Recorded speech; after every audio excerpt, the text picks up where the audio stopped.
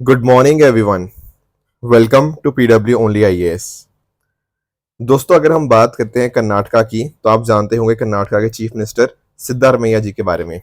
दरअसल में इनके ऊपर पिछले कुछ दिनों से एलिगेशन लग रहे हैं एक स्कैम के रिगार्डिंग, और इस स्कैम को नाम दिया जा रहा है मूडा स्कैम। दरअसल में मूडा की फुल फॉर्म होती है मैसूर अर्बन डेवलपमेंट अथॉरिटी। ठीक है। अब होता दरअसल में क्या है, देखो, अलग अलग एरियाज में डेवलपमेंट करनी है, डेफिनेटली उसके लिए अथॉरिटी चाहिए। तो यहाँ पर मूडा हमें अथॉरिटी देखने को मिल जाती है, जो जैसे अपार्टमेंट्स हो गया या कुछ और ऐसे डेवलपमेंट करनी हो तो इनके द्वारा करी जाती है। अब इनके पास कोई ज़मीन तो होती नहीं है, तो क्या करते हैं कि यहाँ पर जो भी लोग होते हैं उनसे ज़मीन ली जाती है ताकि डेवलपमेंट करी जा पाए।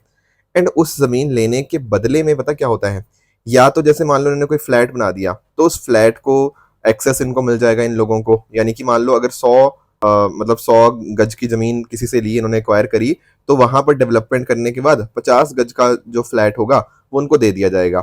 या फिर किसी और दूसरी जगह के ऊपर इनको यहाँ पे जमीन दे दी जाएगी उसी रेट के आसपास की। मान लो अगर इनका 100 गज का जो यहाँ पे जमीन थी वो 1 करोड़ की थी, तो किसी और जगह के ऊपर 1 करोड़ की ही जमीन इनको यहाँ पे दे दी जाएगी। This is how mooda works. थोड़ा सा मतलब 50-50 इंसेंटिव स्कीम इसको बोलते हैं। ठीक है।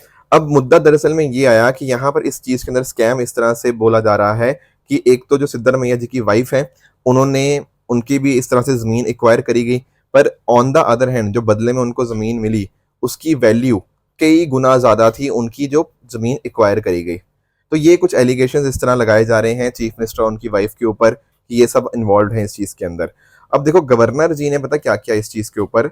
जो गवर्नर आज के समय हमें कर्नाटका के देखने को मिल रहे हैं, उन्होंने यहाँ पर प्रोसिक्यूट करने की इजाजत दे दी है चीफ मिनिस्टर को। यानी कि अब कोई भी एजेंसीज हो गया या कोई भी और एंटिटीज हो गया, वो चीफ मिनिस्टर के ऊपर अगर केस चलाना चाहें तो वो चला सकती है, उनको यहाँ पे नाम उसका डाला जा सकता है।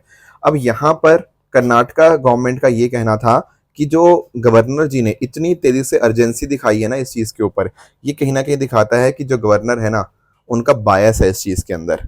गवर्नर अच्छे से नहीं यहाँ पे एक्ट कर रहे, और यही मुद्दा फिर हाई कोर्ट जाता है, और हाई कोर्ट ने यहाँ पर सिद्धारमैया जी को यहाँ पर टेम्पररी रिलीफ यहाँ पे दिया है। अभी के लिए उन्होंने बोला है कि कुछ टाइम के लिए प्रोसीडिंग को यहाँ पर डेफर किया जाएगा। तो देखते हैं आने वाले टाइम में क्या होता है। पर जो गवर्नर और चीफ मिनिस्टर के बीच में अलग अलग स्टेट्स में इस तरह के हमें इंसिडेंट्स देखने को मिल रहे हैं, इससे डेफिनेटली मेंस के अंदर एक फेडरलिज्म और गवर्नर का क्या रोल होना चाहिए उसके ऊपर क्वेश्चन मार्क्स डेफिनेटली पूछे जा सकते हैं। दोस्तों, डेट है आज की 20 अगस्त 2024 एंड आप सभी का स्वागत है आज के प्रीलिम बूस्टर न्यूज डिस्कशन के अंदर। स्टार्ट करते हैं पहले टॉपिक के साथ, that is green tug transition program. अब आप पूछेंगे ये क्या है ग्रीन टग ट्रांजिशन प्रोग्राम? क्या आपने वर्ड सुना कभी टग? नहीं सुना, कोई बात नहीं। ये आप फोटो देख रहे हो, ठीक है। अब यहाँ पर जो आगे वाली बोट देख रहे हो, ये आगे वाली, इसको हम बोलते हैं टग बोट। क्यों बोला जाता है टग बोट इसको? इसको टग बोट इसलिए बोला जाता है क्योंकि ये जो पीछे आपको बड़ी सी शिप देखने को मिल रही है, ये हर जगह पे नहीं जा सकती। मान लो कोई ऐसा एरिया है या कैसी जगह है जहां पर मान लो कैनाल वगैरह आ गया, हार्बर है, बहुत ही नैरो है, या फिर मूव करना बहुत मुश्किल हो रहा है शिप के लिए, राइट। तो ऐसे केस में पता क्या होता है, जो टग बोट होती है ना, या तो इस शिप को पुल करती है या फिर किसी और इंस्टेंस के अंदर पुश भी किया जा सकता है डिपेंडिंग अपॉन द रिक्वायरमेंट। तो ये जो आगे वाली बोट आप देख रहे हो इसको बोला जाता है टग बोट, ठीक है। अब हमारे जितने भी हमारे पोर्ट्स वगैरह हैं वहां पर आपको ये टग बोट्स देखने को मिलती हैं, बिल्कुल ठीक बात है। पर ये जो टग बोट्स है ना, ये कहीं ना कहीं फ्यूल से यहाँ पे चलती हैं, फ्यूल बेस्ड हार्बर टग्स आपको देखने को मिल जाएंगे, बिल्कुल। अब यहाँ पर हम इनको रिप्लेस कर रहे हैं विद ग्रीन टग्स। अब ग्रीन टग्स का मतलब क्या होगा? देखो, ग्रीन टग का मतलब यही है कि हम एनवायरमेंट फ्रेंडली टग्स को यहाँ पे यूज करेंगे। यहाँ पर पोल्यूशन बहुत ही खत्म करने की हम यहाँ पे कोशिश कर रहे हैं। तो ये जो आपकी टग्स होंगी ना, ये बैटरी इलेक्ट्रिक होगी, plus at the same time और जो नई नई इमर्जिंग टेक्नोलॉजीज है, आपका हाइब्रिड, मेथनॉल, ग्रीन हाइड्रोजन, उन सब चीजों को यहाँ पे यूज किया जाएगा। फेज 1 के अंदर आपके 4 मेजर पोर्ट्स को चूज किया गया, जवाहरलाल नेहरू जेएनपीटी जो हो गया, उसके अलावा आपका दीनदयाल पोर्ट अथॉरिटी हो गया, पारादीप पोर्ट अथॉरिटी हो गया, बीओ चिदम्बरम पोर्ट अथॉरिटी हो गया। इन सबको यहाँ पे अभी के लिए यहाँ पे चूज किया गया है। फिर आने वाले समय के अंदर और भी यहाँ पर हम डिफरेंट डिफरेंट पोर्ट्स को इसके अंदर इंक्लूड कर लेंगे। इस पर्टिकुलर प्रोग्राम का फायदा ये होगा कि एनवायरमेंट इम्पैक्ट जो होता है, राइट, उसको हम मैनेज कर पाएंगे, क्लीनर एयर मिल पाएगी, पानी हो गया, plus at the same time decarbonisation के अंदर एक बहुत अच्छा कदम है क्लाइमेट चेंज को कॉम्बैट करने के लिए। साथ ही साथ ये जो पूरा प्रोग्राम होगा ना, ये 1000 करोड़ के आसपास की इसमें इन्वेस्टमेंट लगेगी, जिससे इकोनॉमी इंप्रूव होगी, plus at the same time ship building के अंदर और शिप डिजाइन के अंदर बहुत सारी अपॉर्चुनिटीज यहाँ पे क्रिएट होती हुई देखने को मिल जाएंगी। इनोवेशन डेफिनेटली होगा, मेक इन इंडिया कैंपेन है, एक तरह से एम्प्लॉयमेंट जनरेट होगा, एंड साथ ही साथ 2040 तक हमारी ये कोशिश रहेगी कि जितने भी इंडियन मेजर पोर्ट्स हैं वहां पर इको फ्रेंडली फ्लीट हमें यहाँ पे इस तरह का देखने को मिले। ध्यान रखना, ये जो आपका प्रोजेक्ट है this is initiative of ministry of ports, shipping and waterways, और ये आपके पंचकर्मा संकल्प का ही एक इनिशिएटिव देखने को मिल जाता है। अब आप पूछेंगे ये क्या है पंचकर्मा संकल्प? देखो दरअसल में ना पिछले साल के अंदर 5 अनाउंसमेंट्स करी गई थी। एक तो अनाउंसमेंट यही थी विद रिगार्ड्स टू ग्रीन टक ट्रांजिशन प्रोग्राम, उसके अलावा कुछ और पर्टिकुलर अनाउंसमेंट्स थी, जैसे एक था कि ग्रीन शिपिंग के लिए फाइनेंशियल सपोर्ट हो गया जो प्रोवाइड करेगा ministry of port and shipping and waterways के द्वारा 30% फाइनेंशियल सपोर्ट दी जाएगी। इसके अलावा अगर हम बात करें ग्रीन हाइड्रोजन हब्स बनाए जाएंगे, plus at the same time single window portal यहाँ पे क्रिएट किया जाएगा ताकि रिवर हो गया या सी क्रूज बुकिंग्स वगैरह हो गया उसको बेहतर करने के लिए, एंड साथ साथ स्मार्ट पोर्ट्स यहाँ पे बनाए जाएंगे जो आपके JNPT हो गया और आपका VO चिदम्बरम पोर्ट हो गया, टूटिकोरिन पोर्ट हो गया, ये सबको अपग्रेड किया जाएगा टू द स्मार्ट पोर्ट्स और इस साल के अंत तक ये चीज हो जाएगी। दरअसल में ये जो पांचों मैं बात कर रहा हूँ ना, 1 2 3 4 और 5, इन्हीं को बोलते हैं पंचकर्मा संकल्प। पिछले सालों के अंदर 2023 के अंदर जो चिंतन शिविर हुआ था वहां पर 5 मेजर अनाउंसमेंट्स करी गई थी हमारे union minister of ports, shipping and waterways के द्वारा। तो ये सारी बातें आपको यहाँ पे पता होनी चाहिए। नेक्स्ट दोस्तों चलते हैं अपने टॉपिक की तरफ, दैट इज भविष्य। अब भविष्य क्या है? भविष्य मतलब होता है फ्यूचर सर, बिल्कुल ठीक बात है, पर यहाँ पर हम बात करते हैं हमारे जो पेंशनर्स की हैं। एक्चुअल में क्या है, हमारे पास एक डिपार्टमेंट है, department of pension and pensioners welfare, DOPPW। ये आता है आपका ministry of personnel public grievance and pension के अंदर। इस मिनिस्ट्री के अंदर आपको ये डिपार्टमेंट देखने को मिल जाएगा। उन्हीं का एक यहाँ पे आपको एक सॉफ्टवेयर देखने को मिलता है जिसको हम नाम देते हैं भविष्य। अब आप पूछेंगे ये है क्या, मतलब इस माध्यम से करते क्या है पेंशनर्स के रिगार्डिंग? देखो आप एक चीज नोटिस करते हो, पिछले कई बार आपने मूवीज वगैरह में देखा होगा कि यार एक इंसान है वो 30-40 साल सरकार की अच्छे से नौकरी करता है, राइट, अच्छे से अपनी ड्यूटी निभाता है। जब उसको बात आती है ना पेंशन लेने की, तो कई बार उसको सरकारी दफ्तरों के धक्के खाने पड़ते हैं, कई कई सालों तक उनको पेंशन नहीं मिलती, हरासमेंट फेस करनी पड़ती है। बहुत सारी मूवीज में भी आपने ना ये वाला सीन देखा होगा। तो यहाँ पर ये सब दिक्कतें ना आए ना, उसी के लिए यहाँ पर एक सॉफ्टवेयर बन गया है भविष्य सॉफ्टवेयर। इसके माध्यम से क्या होगा ना, एक्चुअल में मान लो एक बंदा रिटायर होने वाला है, ठीक है, अब सरकार को भाई पता है ना कि ये बंदा रिटायर होने वाला है, तो रिटायरमेंट के 15 महीने पहले से ही पूरा का पूरा प्रोसेस स्टार्ट हो जाएगा।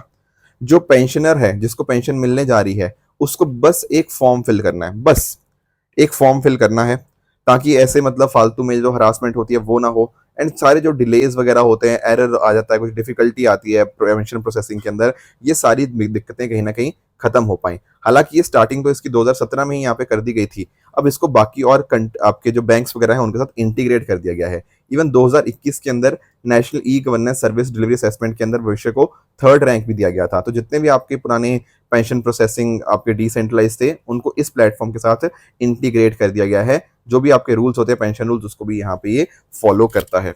बाकी आप नोटिस करोगे इस पर्टिकुलर सॉफ्टवेयर के माध्यम से आपके जो पेंशन केसेस हैं उनके अंदर बहुत सारी ट्रांसपेरेंसी और अकाउंटेबिलिटी आ पाएगी, क्योंकि हमें पता लगता रहेगा कि अगर मान लीजिए किसी जगह के ऊपर कोई डिले हो भी रहा है ना, तो वो डिले आखिर हो क्यों रहा है एंड उस डिले के लिए कौन पर्सन रिस्पॉन्सिबल है। जब आपको पता है कि यार ये बंदा है जिसने किसी की पेंशन रोक रखी है, तो उसके ऊपर फिर नेसेसरी एक्शन भी तो लिया जा सकता है।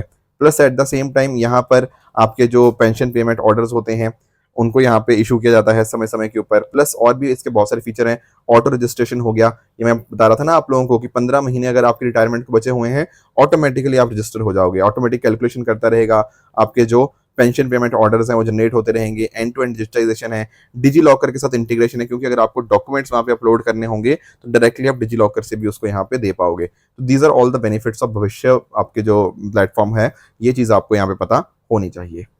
नेक्स्ट दोस्तों अगले टॉपिक की तरफ चलते हैं, that is national film award.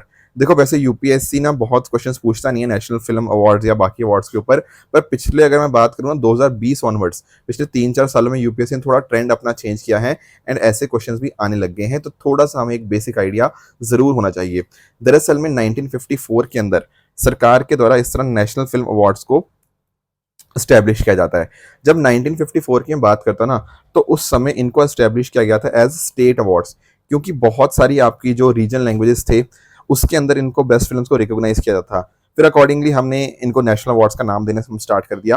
Plus at the same time यहाँ पर क्या होता है, हर साल ये आपके अवार्ड्स दिए जाते हैं जो भी पिछले साल के अंदर बढ़िया बढ़िया मूवीज़ बनी हैं, राइट, ताकि एक तरह से उनको प्रोत्साहित मिले एंड उनको यहाँ पे अवार्ड दिया जा पाए। यहाँ पर हमारे पास सामने एक जूरी होती है जहाँ पर डिसाइड करती है कि किसको यहाँ पर ये अवार्ड मिलना है।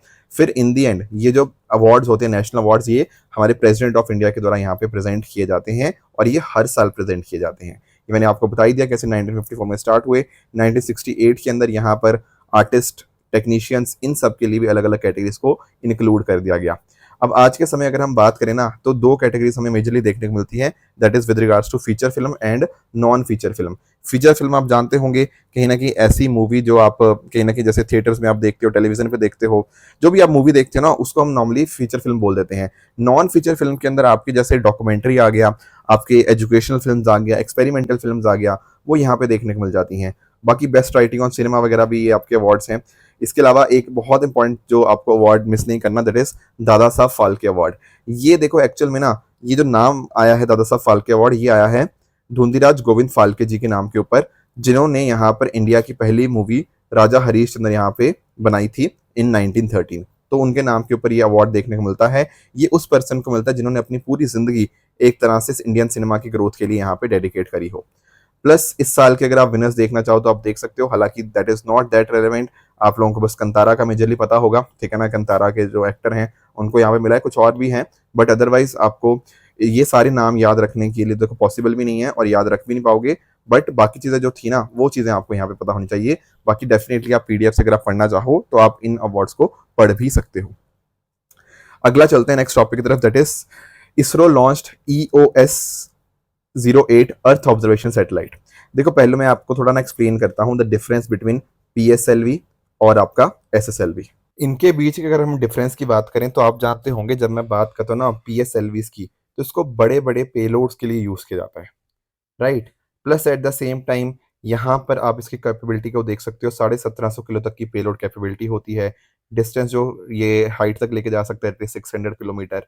प्लस यहाँ पर जो टर्न अराउंड टाइम होता है ना, वो लगभग 2 से ढाई महीने का होता है एंड 4 स्टेजेस आपको यहाँ पे देखने को मिल जाती हैं। पर मान लीजिए अगर हमें कुछ ऐसा लॉन्च करना है, ऐसा पेलोड लेके जाना है जिसकी आपको बहुत ज़्यादा आपको नहीं रिक्वायरमेंट्स होंगी, राइट। स्पेशली अगर मैं बात करूँ, अगर आपको कुछ अगर लेट्स से पेलोड की कैपेबिलिटी आपको ऐसी चाहिए जहां पर आपको 500 किलो तक कुछ लेके जाना है, प्लस उसका जो हाइट होगी वो भी 500 किलोमीटर तक चाहिए, तो वहां पर आपका स्मॉल सैटेलाइट लॉन्च व्हीकल बहुत ज़्यादा काम आएगा। पता है क्यों? क्योंकि SLV लॉन्च करने की जो कॉस्ट होती है वो 1/10 होती है PSLV के मुकाबले। तो फायदा यहाँ पर हुआ ना, बिल्कुल। तो आजकल के समय के ऊपर जिस तरह से ग्लोबली स्मॉल सैटेलाइट लॉन्च की ज़रूरत ज़्यादा पड़ती है, तो उसके केस के अंदर आपका SLV ज़्यादा इंपॉर्टेंट हमें देखने को मिल जाएगा, ज़्यादा उसमें हमें बेनिफिट दे सकता है। प्लस यहाँ पे टर्न अराउंड टाइम जो है सिर्फ और सिर्फ 3 दिन का हमें यहाँ पे देखने को मिल जाएगा, तो ये भी एक बेनिफिट इसके कॉरस्पॉन्डिंग देखने को मिलता है। इसके अंदर आपको 3 स्टेजेस देखने को मिल जाएगी। ये सॉलिड फ्यूल्स प्रोपल्शन स्टेजेस होती हैं, प्लस साथ ही साथ यहाँ पर एक टर्मिनल स्टेज भी होती है जो लिक्विड प्रोपल्शन स्टेज हमें देखने को मिल जाती है। तो ये बातें आपको पता होनी चाहिए। बाकी मैंने आपको बता ही दिया किस तरह से 3 स्टेजेस हैं, टोटल आपकी ऑर्बिट तक कहाँ तक लेके जा सकता है। प्लस यहाँ पे मैंने आपको बताया कि किस तरह से मल्टीपल सैटेलाइट्स को अकोमोडेट कर सकता है। इवन यहाँ पर आप नोटिस कर पाओगे ना, यहाँ पर मल्टीपल ऑर्बिटल ड्रॉप ऑफ हमें देखने को मिल जाता है। क्या मतलब इस चीज़ का? इसका मतलब ये है कि अगर मान लीजिए डिफरेंट डिफरेंट आपको मल्टीपल माइक्रो सैटेलाइट्स को लॉन्च करना हो एक ही लॉन्च के अंदर, तो वो यहाँ पर इसकी कैपेबिलिटी डेफिनेटली देखने को मिल जाती है। बाकी इसके देखो 3 हमें फ्लाइट्स देखने को मिलती हैं। पहली जो फ्लाइट थी वो अगस्त 2022 में करी गई, जो कि अपने आप में एक फेलियर साबित हुई। पर 2023 के अंदर फरवरी के अंदर करी गई, वो दूसरी इसकी सेकंड फ्लाइट SLV D2 थी। अब जो तीसरी फ्लाइट जो अभी करी गई है, दिस इज SLV D3, तो वो अभी करी गई है, अपने आप में काफ़ी वो सक्सेसफुल रही है। तो इसी का मीनिंग था, ये कहाँ से लॉन्च करी गई है, आपका जो सतीश धवन स्पेस सेंटर आपको श्रीहरिकोटा देखने को मिल जाएगा। प्लस ये third and final development flight थी, जैसे मैंने आपको बताया अभी। अगर मैं बात करूं ये जो अर्थ ऑब्जर्वेशन सैटेलाइट 08 की अगर मैं बात करूं, तो दरअसल में इस पर्टिकुलर सैटेलाइट के माध्यम से यहाँ पर आप रिमोट सेंसिंग को देख कर पाओगे, ठीक है ना। रिमोट सेंसिंग के साथ साथ आपका यूवी को, अल्ट्रा वायलेट रेडिएशन मॉनिटरिंग आप कर पाओगे। साथ में ही आपका यहाँ पर और भी चीज़ें हैं जैसे इंफ्रारेड ऑब्जर्वेशन हो गया। तो सारे बेनिफिट्स इस पर्टिकुलर सैटेलाइट के रिगार्डिंग हमें देखने को मिल जाते हैं। सर्कुलर लो ऑर्बिट के अंदर ये आपका ऑपरेट करेगा at an altitude of 475 kilometre. इसकी इंक्लिनेशन 37.4 डिग्री है एंड मिशन की लाइफ आपको 1 साल की देखने को मिल जाएगी। Plus at the same time यहाँ पर आपकी जो स्पेस किड्स इंडिया के द्वारा भी जो SR-0 डेमो साइट डेवलप की गई थी उसको भी प्लेस किया गया है। तो ये कुछ पॉइंटर्स थे आपको यहाँ पे ISRO launched earth observation satellite 08 के बारे में जानने चाहिए। अगला दोस्तों हमारा टॉपिक है एरी सिल्क के रिगार्डिंग। दरअसल में इस एरी सिल्क को ओइकोटेक सर्टिफिकेशन यहाँ पे देखने को मिली है। देखो आप लोग सिल्क तो आप जानते ही होंगे, राइट। अभी जो एरी सिल्क है ना, ये आपको असम और साथ साथ नॉर्थ ईस्ट इंडिया के अंदर मेजरली देखने को मिल जाती है, ठीक है। अब यहाँ पर ना क्या हुआ है, जो ओइकोटेक सर्टिफिकेशन आपको जर्मनी के द्वारा देखने को मिलती है, उसके द्वारा एरी सिल्क को ये जो सर्टिफिकेशन दी गई वो इसलिए दी गई क्योंकि यहाँ पर ये जो सिल्क है ना, अपनी आप में पूरी तरह से हार्मलेस है। क्या मतलब, यहाँ पर आपको कोई भी हार्मफुल सब्सटेंसेस इसके अंदर नहीं देखने को मिलेंगे। चाहे आप बात करो यार्न से लेके फिनिश प्रोडक्ट के बीच में, कहीं पर भी आपको कोई हार्मफुल सब्सटेंसेस नहीं देखने को मिल जाएंगे। तो अपने आप में ना ये जो सिल्क है पूरी तरह से हार्मफुल सब्सटेंसेस से मतलब उसके बिना बनी हुई है। तो इस वजह से this is why this certification has been given to Eri silk. और जब आप नोटिस करोगे, जब सिल्क के ऊपर है ही ये लेबल लग गया कि इसमें कुछ भी हार्मफुल नहीं है, तो डेफिनेटली एक्सपोर्ट मार्केट इसकी डेफिनेटली फ्यूचर में बहुत ज़्यादा बूस्ट होती हुई देखने को मिलेगी।